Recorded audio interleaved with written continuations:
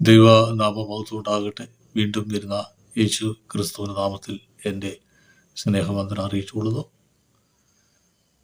ഒരു സന്ദേശം അറിയിപ്പാൻ ആഗ്രഹിക്കുകയാണ്. ഏലിയാവ് പ്രവാചകനെ കുറിച്ച്. ഒരു അതിശക്തമായ ഒരു പ്രവാചകനാണ് ഏലിയാവ്. ഒരിക്കൽ ആഹാബിൻ്റെ അരികിൽ വെച്ച് തന്നെ ദൈവത്തോട് പറഞ്ഞ് ഈ ആണ്ടിൽ മഴ പെയ്യരുതെന്ന്. 3.5 വർഷം മഴ പെയ്തില്ല. ആ സമയങ്ങളിലൊക്കെ ഏലിയാവ് എന്നെ ദൈവം ഒളിപ്പിച്ചത് കെരീതത്തോട്ടിനരികിലായിരുന്നു. തനിക്ക് ഭക്ഷിക്കുവാൻ കാക്ക വഴി ഭക്ഷണവും കൊടുത്ത് വെള്ളം കെരീതത്തോട്ടിനരികിൽ നിന്ന് കുടിക്കുകയും ചെയ്യുമായിരുന്നു. വിശ്രമം അവിടെയായിരുന്നു. എന്നാൽ ആഹാബ് ആളെ അയച്ച് കൊല്ലുവാൻ വിളിച്ചുകൊണ്ട് വരുവാനൊക്കെ ചെയ്തു. പക്ഷെ ഒന്നും നടന്നില്ല. കാരണം ഏലിയാവിൻ്റെ കൂടെ ദൈവമുണ്ട്. ദൈവത്തിൻ്റെ കരമുള്ളതുകൊണ്ട് ഏലിയാവിനെ ഒന്നും ചെയ്യാൻ കഴിഞ്ഞില്ല. അങ്ങനെ അവിടുന്ന് വേറെ ഒരു യാത്രയുണ്ടായിരുന്നു. സാറാപത്തിലെ വിധവയുടെ ഭവനത്തിൽ. അവിടെ പ്രേക്ഷകൻ താൻ പാർത്തു. അവർ ഏലിയാവിന് സ്വീകരിച്ച് ഒരു അടയുണ്ടാക്കി മരിപ്പാൻ ആഗ്രഹിക്കുകയാണ്. കാരണം ദേശത്ത് ക്ഷാമം ഉണ്ടായിരിക്കുന്ന ഇനി മരിക്കാനേ പദ്ധതിയുള്ളൂ. കാരണം അതായിരുന്നു അവരുടെ ചിന്ത. പക്ഷെ അതിൽ നിന്ന് ഏലിയാവിന് ശകലം കൊടുത്തപ്പോൾ അവരുടെ കുഴയ്ക്കുന്ന മാവ് കൊട്ട അല്ലെങ്കിൽ മാവിടുന്ന കൊട്ട പാത്രം നിറഞ്ഞു. എണ്ണ ഒഴിക്കുന്ന പാത്രം നിറഞ്ഞ് അത് ക്ഷാമം ഉണ്ടായില്ല. അത് കോരുന്നതനുസരിച്ച് നിറഞ്ഞുകൊണ്ടിരിക്കുകയാണ്. കുറച്ചാൾ കഴിഞ്ഞപ്പോൾ പ്രീസൽ തൻ്റെ വിധവയുടെ മകൻ മരിച്ചുപോയി. ഏലിയാവ് തൻ്റെ മകൻ്റെ മേലിൽ കമന്ന് കിടന്ന് പ്രാർത്ഥിച്ചു.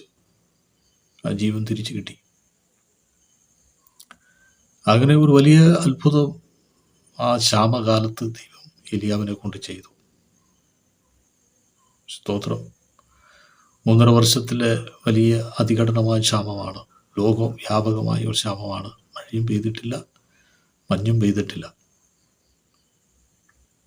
അവർ കന്നാലികളും ഒക്കെ നിലത്ത് വീണു. കൃഷികളൊക്കെ കരിഞ്ഞുപോയി. വളരെ ഒരു വല്ലാത്ത കാലഘട്ടമാണ്. ദൈവം അങ്ങനെ ചെയ്തത്. ഏലിയാവിൻ്റെ ആ പ്രാർത്ഥനയിലാണ് അങ്ങനെ സംഭവിച്ചതെന്ന് ആഹാബ് രാജാവിന് മനസ്സിലായി. പിന്നീട് ഒരു യാഗപീഠമൊക്കെ പണിതു. ആ ആഹാബ് രാജാവിനെയും വരുത്തി, ലോകത്തിലെ സകല മനുഷ്യരെയും വരുത്തി. അവർ 2 യാഗപീഠമാണ് പണിതത്. ഒന്ന് ബാലിൻ്റെ നാമത്തിലുള്ള ആരാധന, 2 യഹോവയുടെ നാമത്തിലുള്ള ആരാധന. ഏലിയാ പറഞ്ഞു, എന്തായാലും നിങ്ങളുടെ ദൈവം ജീവനുള്ള ദൈവമാണെങ്കിൽ നിങ്ങൾ യാഗപീഠം പണിത് എങ്ങനെയാണെന്ന് വെച്ചാൽ കാണട്ടെ എന്ന് പറഞ്ഞു. അങ്ങനെ അവർ യാഗപീഠം പണിതു. അവർ ചുറ്റും നിലവിളിക്കുകയും ഒക്കെ ചെയ്തു. എല്ലാ ക്രമീകരണങ്ങളും ചെയ്തു. പക്ഷെ ആ യാഗത്തിലൊന്നും പ്രസാദം ഉണ്ടായില്ല. അവർ താൻ വാളുകൊണ്ട് വെട്ടി മുറിവേൽപ്പിച്ചു. പക്ഷെ ഏലിയാവ് ഇങ്ങനൊരു സംഭാഷണം പറഞ്ഞു, നിങ്ങളുടെ ദൈവം ഉറങ്ങുകയാണോ? ഇസ്ലാമെ ഉണർത്തു എന്നൊക്കെ പറഞ്ഞു. പക്ഷെ അവിടെയൊക്കെ അവർ പരാജയപ്പെട്ടു. പക്ഷെ ഏലിയാവ് നല്ല യാഗപീഠമൊക്കെ ഒന്ന് ഉണ്ടാക്കിയിട്ട് 12 കല്ല് നട്ട് വെള്ളം ചുറ്റും ഒഴിച്ചു യാഗവസ്തുവിനെ അതിനകത്ത് കിടത്തി നല്ല രീതിയിൽ ഭാഗമായി ചെയ്ത് കിടത്തി. ജനം കാണുക, ആഹാബ് രാജാവ് കാണുക, ഏതെങ്കിലും ദൈവത്തോട് പ്രാർത്ഥിച്ച് അബ്രഹാമിൻ്റെ യാക്കോബിൻ്റെ ദൈവമെന്ന് ഉത്തരവരണമേ എന്ന് പ്രാർത്ഥിച്ചതേ ഉള്ളൂ. സ്വർഗത്തിൽ നിന്ന് തീയിറക്കി ആ യാഗവസ്തു ദൈവം ദഹിപ്പിച്ചു. ദൈവം അതിനിഷ്ടമായൊരു യാഗമായിരുന്നു. വെള്ളമെല്ലാം തോട്ടിൽ വെള്ളമെല്ലാം പറ്റി മണ്ണോടെ കരിഞ്ഞ് നല്ല സൗരവസന പോലെ യാഗമായി തീർന്നു. നല്ല രീതിയിൽ യാഗം ദൈവം സ്വീകരിച്ചു. തീയിറങ്ങുന്ന ദൈവം കണ്ടു. ഈ ജനം കണ്ടു. സ്തോത്രം. ജനത്തിന് മനസ്സിലായി യഹോവയാണ് ദൈവം എന്ന് മനസ്സിലായി. ദൈവത്തിൻ്റെ പ്രവൃത്തിയോട് വെളിപ്പെട്ടു. ഹല്ലേലൂയ. എന്നിട്ടും ഈ ഏലിയാവിനെ ആഹാബ് രാജാവ് കൊണ്ടുപോയില്ല. തൻ്റെ രഥത്തിൽ കൊണ്ടുപോയില്ല. രഥം ഓടുന്നതനുസരിച്ച് ഏലിയാവ് ഓടി. പ്രവേശിച്ചുള്ള രഥത്തിൻ്റെ എത്ര സ്പീഡുണ്ട്, ആ സ്പീഡിനനുസരിച്ച് ഏലിയാവ് രഥത്തിന് മുന്നേ ഓടുകയാണ്. ഇത് ആഹാബ് കണ്ട്, രാജാവ് കണ്ടു. പക്ഷേ അതൊന്നും വലിയ വിഷയമായിട്ടെടുത്തില്ല.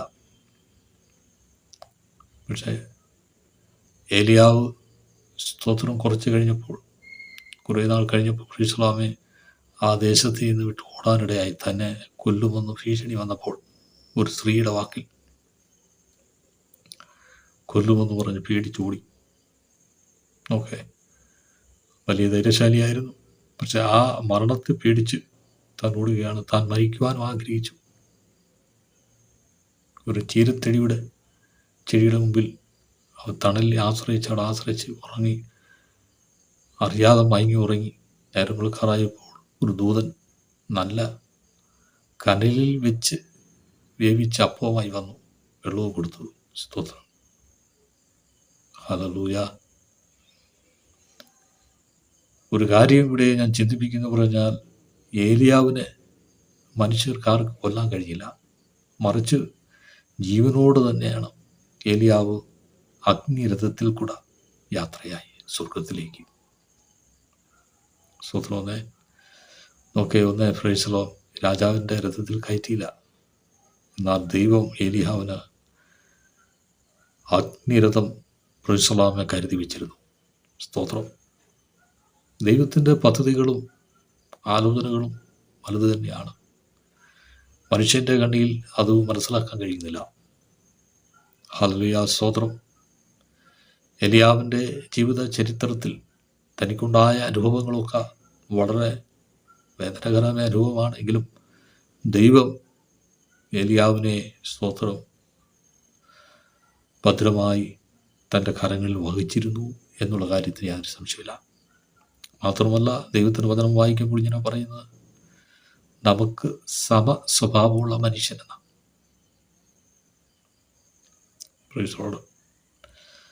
ദൈവത്തിൻ്റെ പദ്ധതികൾ ഏലിയാവിനിൽ കൂടെ ചെയ്തു. ഏലിയാവ് പറഞ്ഞപ്പോൾ ദൈവം കേട്ട്, മഴ പെയ്യണ്ട എന്ന് പറഞ്ഞപ്പോൾ ദൈവം കേട്ടെങ്കിൽ ദൈവം പറയുന്നത് ഏലിയാവ് കേട്ടതുകൊണ്ടാണ്. ഒരു മനുഷ്യൻ ദൈവത്തോട് പറയുമ്പോൾ കേൾക്കുക എന്ന് പറയുമ്പോൾ നമുക്ക് ചിന്തിക്കാൻ പറ്റുന്നില്ല. കാരണം മനുഷ്യൻ പറഞ്ഞാൽ ദൈവം കേൾക്കുമെന്ന് ഇവിടെ ഏലിയാവിനിൽ കൂടെ നമുക്ക് മനസ്സിലാക്കാൻ കഴിയും. അതുകൊണ്ടാണ് യേശുവിൻ്റെ നാമത്തിൽ പ്രാർത്ഥിച്ചാൽ ഉത്തരമരണമെന്ന് ദൈവം വാഗ്ദത്തം ചെയ്തിരിക്കുന്നത്. ദൈവവും മനുഷ്യരുമായിട്ടൊരു ബന്ധമുണ്ട്. ഏലിയാവിൻ്റെ വിഷയങ്ങളെ സംബന്ധിച്ച് നോക്കുമ്പോൾ ഏലിയാവും ദൈവവുമായി ഒരു ബന്ധമുണ്ടായിരുന്നു. സ്തോത്രം. അതുകൊണ്ടാണ് ദൈവം പ്രാർത്ഥന കേട്ടത്. പിന്നീട് പ്രേക്ഷകർ ഏലിയാവ് പ്രാർത്ഥിച്ച് മഴ പെയ്യുകയൊക്കെ ചെയ്തു. ധാന്യം വിളഞ്ഞ് മഞ്ഞും മഴയൊക്കെ പെയ്തു. സ്തോത്രം. ദൈവത്തിൻ്റെ ഒരു വലിയ ശക്തമായ വിടുതലാണ് ഏലിയാവിൽ കൂടെ ദൈവം ചെയ്തെടുത്തത്. ദൈവം ചില ഘട്ടങ്ങളിൽ കൂടെയാണ് ദൈവത്തിൻ്റെ പ്രവൃത്തികൾ ചെയ്യുന്നത്. മനുഷ്യൻ്റെ ഇഷ്ടമൊന്നുമല്ല, ദൈവത്തിൻ്റെ ഇഷ്ടമാണ് ഏലിയാവിൽ കൂടെ ചെയ്തത്. ശത്രുരാജ്യമായ പ്രൈസലാമി ഹല്ലേലൂയ ഏലിയാവിനെ കൊല്ലാൻ ആഗ്രഹിച്ചതായ ആഹാബ് രാജാവിന് തൊടാൻ കഴിഞ്ഞില്ല. പലരെയും പ്രൈസലാം പല രീതി കൊല്ലുന്ന ഈ ആഹാബ് രാജാവ്, സ്തോത്രം, ഹല്ലേലൂയ, ഏലിയാവിനെ തൊടാൻ കഴിയില്ല. പക്ഷെ ഏലിയാവ് പറഞ്ഞ പല കാര്യങ്ങളും, സ്തോത്രം, ഈ ആഹാബിൻ്റെ കുടുംബ ജീവിതത്തിൽ സംഭവിച്ചിട്ടുണ്ട്. ഏലിയാവ് പറഞ്ഞ ഓരോ വാക്കുകളും പ്രവചന രീതിയിൽ അത് നിറവേറി. അവർ പ്രൈസലാമെ അവരുടെ തലമുറ പോലും പ്രൈസലാമെ അവരുടെ ഈ നായ പ്രൈസലാമെ മാംസം ഭക്ഷിച്ച് ഏലിയാവിൻ്റെ ദൂതാണ്. സ്തോത്രം. വളരെ മോശമായ രീതിയിലാണ് അവരുടെ ജീവിതം തകർന്നു പോയത്. പ്രൈസലാമെ അവർ ദൈവത്തിൻ്റെ ശിക്ഷയ്ക്ക് അർഹതയായി തീർന്നു. ആഹാബ് രാജാവിൻ്റെ തലമുറകൾ പോലും. എന്നാൽ ദൈവത്തിൻ്റെ പ്രവൃത്തി ഏലിയാവിനെ,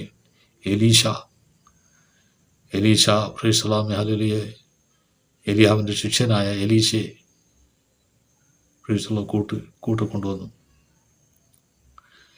പ്രൈസലാമെ ഹല്ലേലൂയ ഏലിയാവിൻ്റെ കയ്യിരുന്ന പുതപ്പെടുത്ത് യോർദാനിലടിച്ചപ്പോൾ രണ്ടായി മാറി. അത്ഭുതകരം ഏലിയാവിനുണ്ടായിരുന്നു. എന്നിൽ കേൾക്കുന്ന പ്രിയരെ, നമ്മുടെ ജീവിതത്തിൻ്റെ ഏത് മേഖലകളിലും നമ്മെ പാർപ്പിച്ചിരിക്കുന്ന ഏതവസ്ഥയിലും നാം പുറത്തു വരാതിരിക്കുന്ന അവസ്ഥയിലും ദൈവം ഒരിക്കൽ നമ്മെ പുറത്തു കൊണ്ടുവരുന്ന ഒരു ദൈവമുണ്ട്. ഹല്ലേലൂയ, സ്തോത്രം. ശത്രുമുമ്പാകെ ഉയർത്തുന്ന ദൈവം, ശത്രുമുമ്പാകെ ശുശ്രൂഷ വെളിപ്പെടുത്തി കൊടുക്കുന്ന ദൈവത്തിൻ്റെ ഒരു പദ്ധതിയുണ്ട് നമ്മുടെ കൂടെ.